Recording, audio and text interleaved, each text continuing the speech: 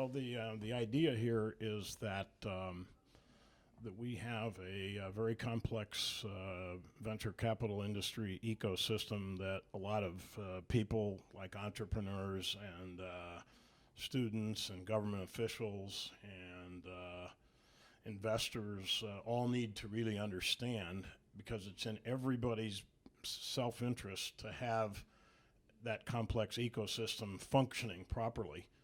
And it's clearly a cyclical industry, but when I was in my role as the chairman there for that 1 year, it kind of the train went off the tracks, if you know what I mean, with regarding no liquidity options, at least in the second quarter. And so the big idea here is that in an industry that I wanted to establish how vitally important it is to the country, because it's the main driver of jobs and innovation. Without venture capital, we would have no job growth, as I said in the talk. And so it's important for everybody, including all these different groups that I just talked about, plus people that work in the venture ecosystem, it's in everybody's self-interest to have a thriving and productive way of the industry functioning. And then we took some actions to go back in and remedy some of the problems that were showing their ugly head in 2008. And now here we are. We got the Jobs Act signed in 2012, and now 3 years later, things are looking pretty good again, but they're not perfect. And so I think the takeaway here is that that when an industry of any kind comes under assault, there are opportunities for people that work within that industry to go and do things and create actions. In the venture industry, it was in the form of the Jobs Act, which came out, but you could do the same thing in other industries and get our industry back on track again so that we can maximize its value to the economy. And I just wrapped it up with some ideas for unfinished work, a lot of which are being discussed widely in the media today. So maybe if it finds its way to the White House, there's an opportunity for Obama to go back and do something. Most people don't think he didn't ever do anything that's bipartisan.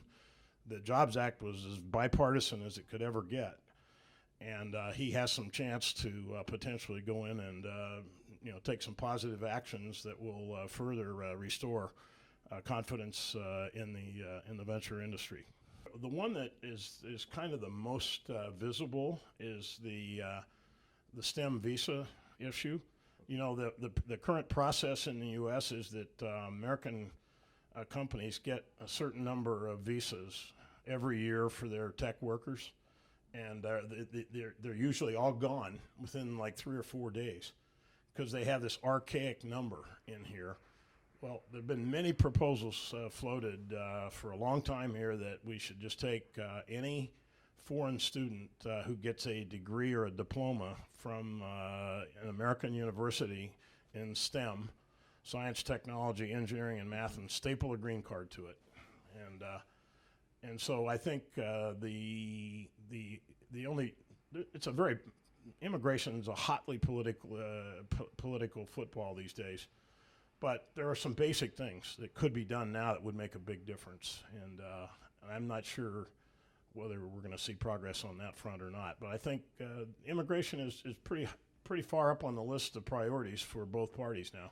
There are some other things that we socialized back in that 4-pillar plan that I referred to in the speech. One of them was a preferential startup treatment tax-wise.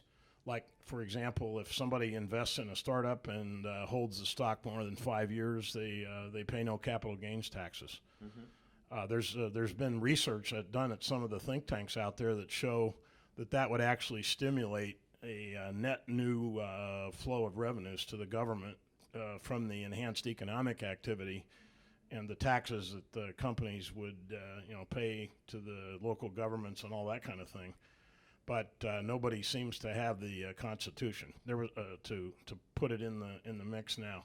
There was a feature called Startup 3.0 that actually was being worked on in Congress and had some White House support that just kind of died this past spring. The biggest thing that I found is that, you know, I've been living in the industry for 30 years, and I should have said that back in Q2 when we had 0 IPOs was the first time that had happened since 1975, back when the industry was teeny, if you know what I mean, and that's a really bad thing. So it proves that it's important to have a good trade association that stays in touch with the government, and that even in this dramatically partisan environment that we live in now, that good things can still get done on a bipartisan basis. So that should be one of the areas of emphasis, I think. And I'm hoping that government officials, you know, will watch that and pay attention to those confidence statistics as well, which were not flattering from a U.S. government point of view. Just, you know, like I remember like 6 months ago out in Silicon Valley, the government of Canada, they had big billboard ads, you know, driving up and down 101 there, message to entrepreneurs. If you want to start a company, come to Canada and we'll give you all kinds of tax holidays. And they were out actively marketing and recruiting. So there's another area that's really, really important. And this comes back to the corporate tax reform. This affects M&A a lot, because you know, anytime when money comes back from a U.S. corporation that holds large amounts of cash in offshore bank accounts, they bring it home, they have to pay 35% tax on it, and that's not a uniform rule around the world. So we're penalized in terms of our country's tech companies being able to to compete on a level playing field. So if we would fix that thing, that could go a long way toward increasing entrepreneurial activity.